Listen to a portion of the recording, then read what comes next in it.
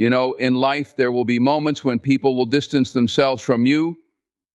They may ignore you, stop calling, or act like you don't exist.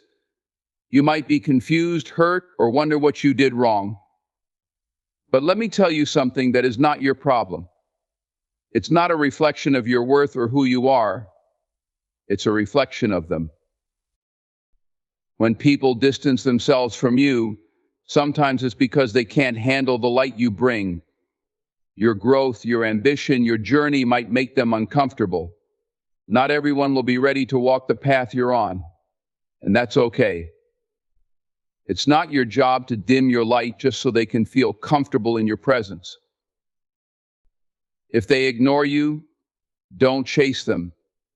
Do not waste time trying to prove your worth to someone who's already made a decision. Because the truth is, you don't need to beg anyone to see your value. Real respect, real connection, it doesn't need to be forced. It flows naturally. Understand this rejection is protection. Sometimes the universe is moving people out of your life because they no longer serve the next chapter of your story. Let them go. Let the distance grow. Focus on what matters most: yourself, your goals, your growth. The people who are meant for you will never make you feel like you have to beg for their attention. They will show up, stand by you, and be there in the moments that count. So keep walking your path, even if you walk alone for a while. Because when you stay true to yourself, the right people will find you. And when they do, they'll embrace your light, not run from it. It's human nature to want to hold on to relationships, to keep people in our lives who we think are essential or who at one time were close to us. But when people distance themselves, when they start to pull away, it's important to recognize that chasing them will only lead to unnecessary pain and frustration. You see, relationships, whether friendships, romantic partnerships, or even family bonds, should be mutual. There should be a balance of respect, care, and effort from both sides. When one side stops giving that effort, the relationship becomes unbalanced. And the more you chase, the more you lose yourself in trying to fix something that may not be fixable. Chasing someone who has chosen to distance themselves is a form of emotional compromise. It means you're sacrificing your self-worth, your dignity, and your time to try to convince someone to stay who has already made the decision to step away. That's not your job. It's not your responsibility to prove to anyone that you are worth staying for. You are already valuable just as you are. Your worth is not tied to someone's attention or approval. And the moment you begin chasing, you put yourself in a position of weakness, relying on someone else's validation to feel whole. Think about this: when someone pulls away, it's often because they've already decided consciously or unconsciously that the relationship no longer serves them in the way it once did. They might be dealing with their own personal struggles, insecurities, or they may simply have outgrown the connection. And you know what? That's okay. People grow and change, and sometimes their journey no longer aligns with yours. That doesn't make you any less valuable or important. It just means that their path has diverged, and that's part of life. But here's the thing: chasing after someone who is running away is like chasing shadows. No matter how hard you run, you can never fully catch up. And while you're busy chasing them, you're missing out on something even more important: yourself. You're missing out on the opportunity to focus on your own growth, to invest in relationships with people who actually want to be in your life and who see your value without you having to prove it. It's important to recognize when it's time to let go. If someone is distancing themselves, let them. Give them the space they're seeking, and more importantly, give yourself the space to heal and reflect. Sometimes the best thing you can do for yourself is to step back and allow the distance to happen. In that space, you might find clarity. You might realize that the relationship wasn't as fulfilling as you thought. Or you might come to understand that you deserve better people who are consistent, who show up, and who are there for you because they want to be, not because you begged them to be. When you stop chasing people, you reclaim your power. You tell yourself and the world that you are enough on your own, that your value isn't dependent on someone else's decision to stay or go. It's about knowing your worth and not settling for relationships where you constantly have to prove your importance. Because the truth is, the people who are meant to be in your life will stay without you having to chase them. They will be there through thick and thin, not because they have to, but because they want to. They will appreciate you for who you are, without requiring you to lose yourself in the process of keeping them.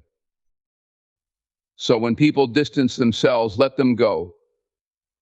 Let the distance happen and trust that what is meant for you will never require you to chase. Spend your time and energy building relationships that are mutual, fulfilling, and filled with respect. Focus on yourself, your growth, and your journey, and know that the right people will always find their way to you. You don't need to chase anyone, because the right people will never make you feel like you have to. Rejection is one of the most difficult things we face in life. Whether it's being turned down for a job, a relationship, a friendship, or any other opportunity, that feeling of being unwanted or unworthy can sting deeply. But what if I told you that rejection is not something to be feared or resented? What if, instead, you viewed it as a form of protection, a way the universe, or life itself, shields you from something that wasn't meant for you, or something that could have harmed you in ways you may not even realize? You see, when we face rejection, our immediate reaction is often to focus on what we lack, on what we didn't do right. We internalize it as a personal failure. I wasn't good enough, I didn't measure up. I wasn't worthy of that job, or that person, or that opportunity. These thoughts swirl around in our heads, chipping away at our self-esteem and sense of worth. But what if we shifted our perspective? What if, instead of seeing rejection as a failure, we started to see it as redirection, a sign that what we were reaching for wasn't truly meant for us? Imagine this: you're standing at a crossroads, and you're drawn to one path. You feel certain that's the path you should take because it looks appealing, it seems like the right choice at the time. But then the door to that path slams shut. You're devastated, frustrated, angry even. You feel like something important has been taken from you. But what you don't see in that moment is that the path you were so eager to walk down could have led you to heartbreak, frustration, or a dead end. The rejection you felt in that moment was, in fact, protection, keeping you from something that would not have served your highest good.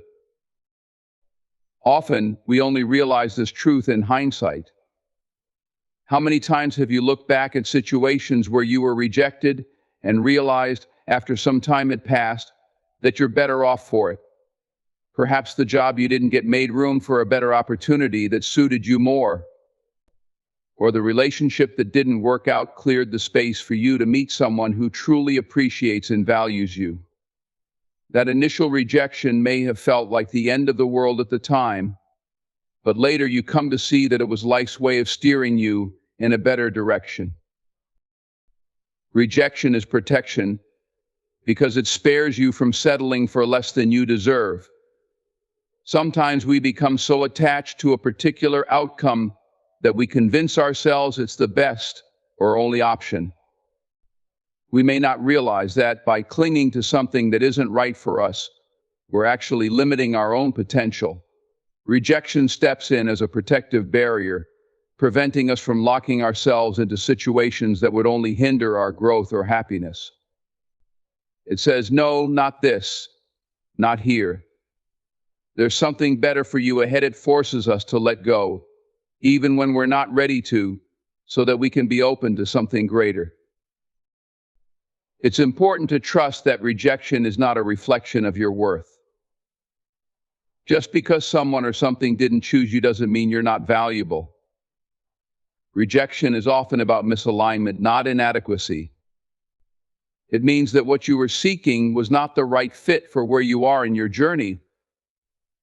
And sometimes it means you need more time to grow, develop, or heal before you're ready for what's truly meant for you.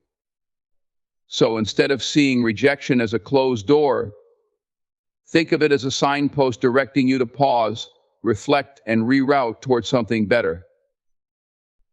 There's also a sense of freedom in rejection, even though it may not feel like it at first. When someone or something turns you down, it frees you from investing any more of your time and energy into something that wasn't right for you in the first place. It's life's way of saying, don't waste any more time here. Move on, and that's a gift. The faster you stop holding on to what wasn't meant for you, the faster you can open yourself up to the opportunities that are truly aligned with your purpose and potential. Rejection teaches resilience. Each time you face rejection, you have a choice. You can either let it defeat you, or you can let it strengthen you. The strongest people are not those who have never faced rejection, but those who have faced it time and time again and continue to rise. They learn from it. They adapt. They keep moving forward, understanding that every no brings them one step closer to the right yes. When you stop seeing rejection as a personal failure and start viewing it as a necessary part of your journey, it loses its power to hurt you. Remember, the universe has a plan for you that's greater than any single opportunity, relationship, or circumstance. Rejection is just a way of clearing out what doesn't fit into that plan. It's life's way of protecting you from settling for something less than you deserve. So, the next time you face rejection, instead of asking, why me, try asking, what is this rejection protecting me from? And what is it guiding me toward? Trust that when one door closes, it's because another one that's better suited for you will open. And when it does, you'll look back at that rejection and be grateful that it happened. In the end, rejection is not a setback, it's a setup for something greater. It's protection disguised as disappointment. And the more you trust in that, the more you'll find peace, strength, and clarity in every no you receive. Rejection is protection not from something you deserve, but from something you didn't even realize was holding you back. As you move through life, you will encounter periods of growth, moments when you break free from old patterns, embrace new opportunities, and evolve into a better, more refined version of yourself. Growth is a beautiful thing. It's a sign that you're not staying stagnant, that you're learning, adapting, and pushing beyond your limits. But here's the reality: not everyone will celebrate your growth. In fact, sometimes your growth will make others uncomfortable.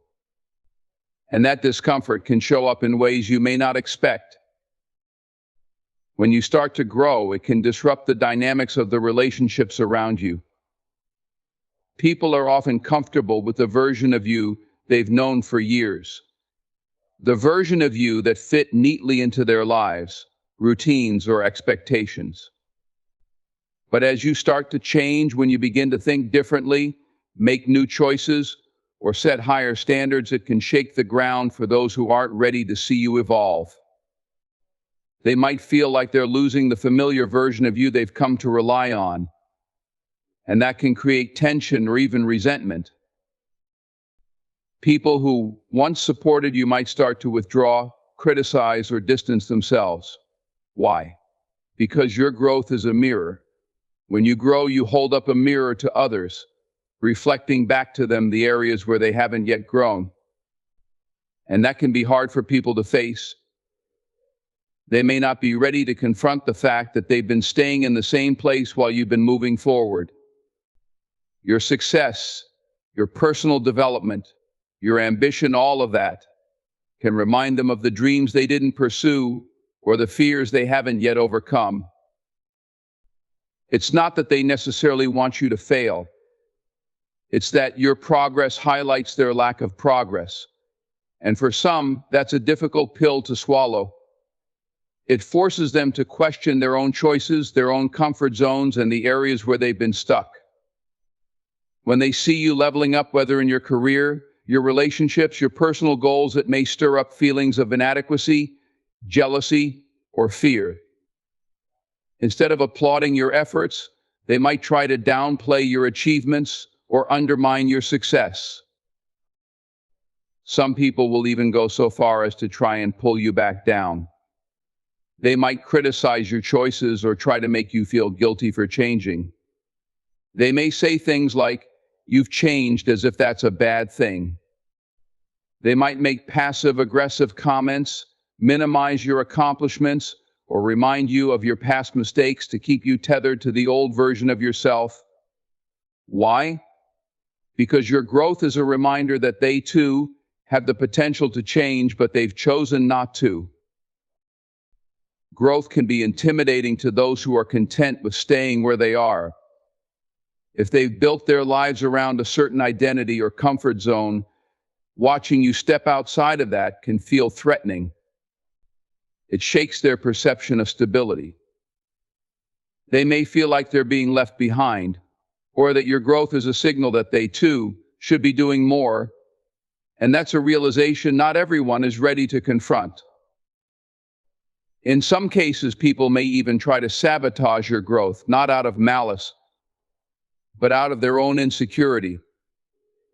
They may offer well-meaning but limiting advice, telling you to play it safe or not aim too high.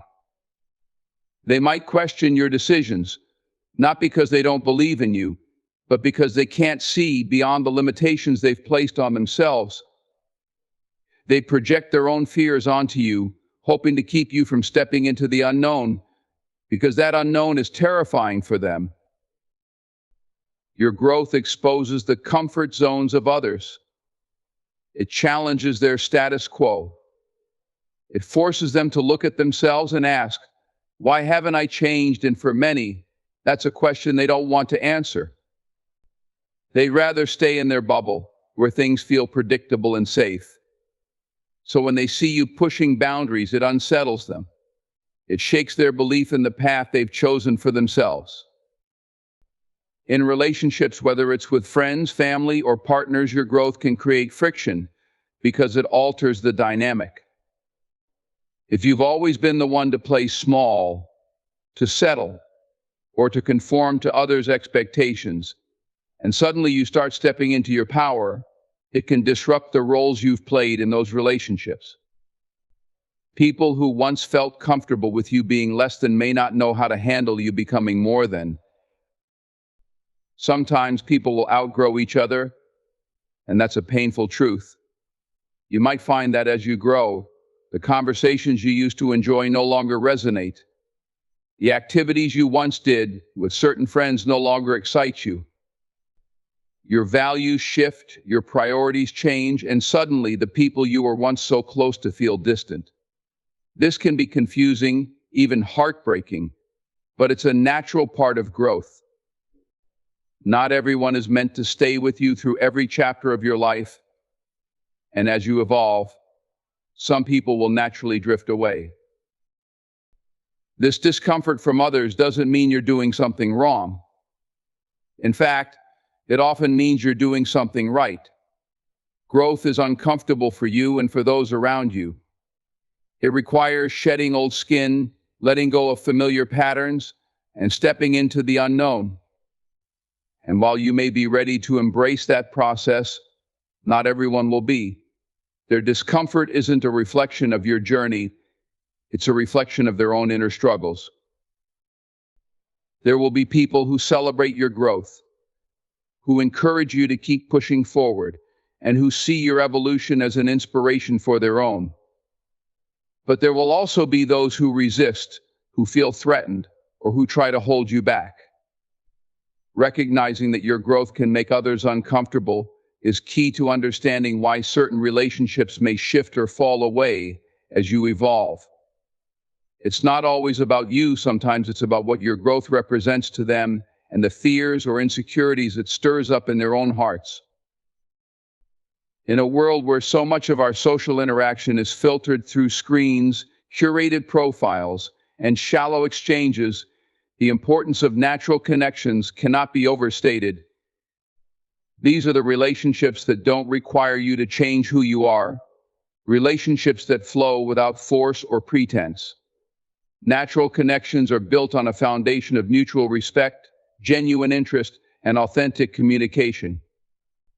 They don't require constant maintenance or manipulation to keep them alive. They thrive on the simple, effortless bond between two people who value each other for who they truly are.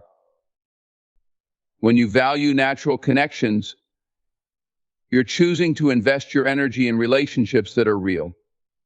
These connections don't rely on the superficial, on status, or on what someone can do for you. Instead, they're based on a deeper level of understanding and trust. There's no need to constantly prove yourself or seek approval because the connection is not conditional. It's not based on external factors like appearance, wealth, or social standing. Instead, it's rooted in something far more lasting: genuine care and mutual respect. Natural connections are the ones where you feel comfortable being yourself, flaws, quirks, and all. You don't have to wear a mask or play a role to fit in. There's no pressure to be perfect, no fear of judgment. When you're around people with whom you share natural connections, you feel a sense of ease and freedom. You can speak your mind without worrying about how your words will be received. And you can share your true feelings without the fear of being misunderstood or criticized. These kinds of relationships often develop organically. They're not rushed or forced. You don't have to chase someone to maintain the connection, nor do you have to overextend yourself just to keep them in your life. Natural connections grow over time through shared experiences, mutual support, and an understanding that doesn't require constant validation. They're not transactional. They don't come with strings attached or expectations of something in return. You simply enjoy each other's company and provide support when it's needed without keeping score. One of the most beautiful aspects of natural connections is that they can withstand the test of time. Even if you don't speak every day or see each other often, the bond remains intact.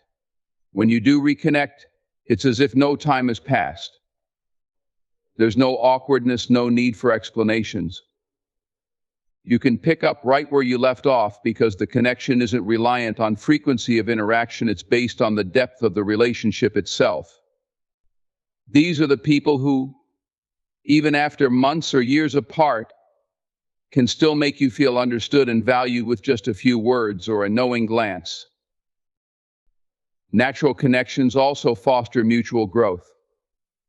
In these relationships, both people are invested in each other's well-being and personal development. There's no jealousy or competition, no underlying resentment when one person succeeds or grows.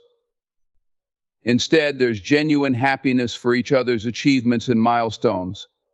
When you value natural connections, you surround yourself with people who want to see you thrive, not because it benefits them, but because they truly care about you. And in turn, you feel the same way about them. You celebrate their victories as if they were your own, and you support them through their struggles with empathy and compassion. It's easy to get caught up in relationships that are based on convenience or superficiality, especially in today's fast-paced, hyper-connected world. But these relationships often lack depth and leave us feeling unfulfilled. They require constant effort to maintain, not because of any real emotional bond, but because they are built on a foundation that is inherently weak. Whether it's a friendship that exists only because of shared circumstances, a professional relationship based on what the other person can offer, or a romantic connection driven by external factors, these types of relationships are often fragile. They can crumble at the first sign of challenge or change because they were never truly natural in the first place. When you invest in natural connections, you're investing in relationships that are built to last.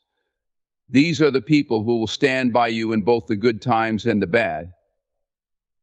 They don't disappear when things get tough, nor do they shy away when life gets complicated. Instead, they offer their unwavering support, not out of obligation, but because they genuinely want to be there for you. You can count on them because the connection isn't built on fleeting desires or surface-level compatibility. It's built on something deeper, something real. Valuing natural connections also means understanding the difference between quality and quantity when it comes to relationships. It's not about how many people you know or how large your social circle is. It's about the depth and authenticity of the relationships you cultivate. You could have dozens of acquaintances or casual friends, but if none of those relationships are based on genuine connection, they won't bring you the fulfillment and support you need. On the other hand, a handful of meaningful, natural connections can provide more comfort, understanding, and joy than 1,000 superficial ones. When you prioritize natural connections, you create space for relationships that uplift you. You stop wasting energy on relationships that drain you or require you to constantly prove your worth.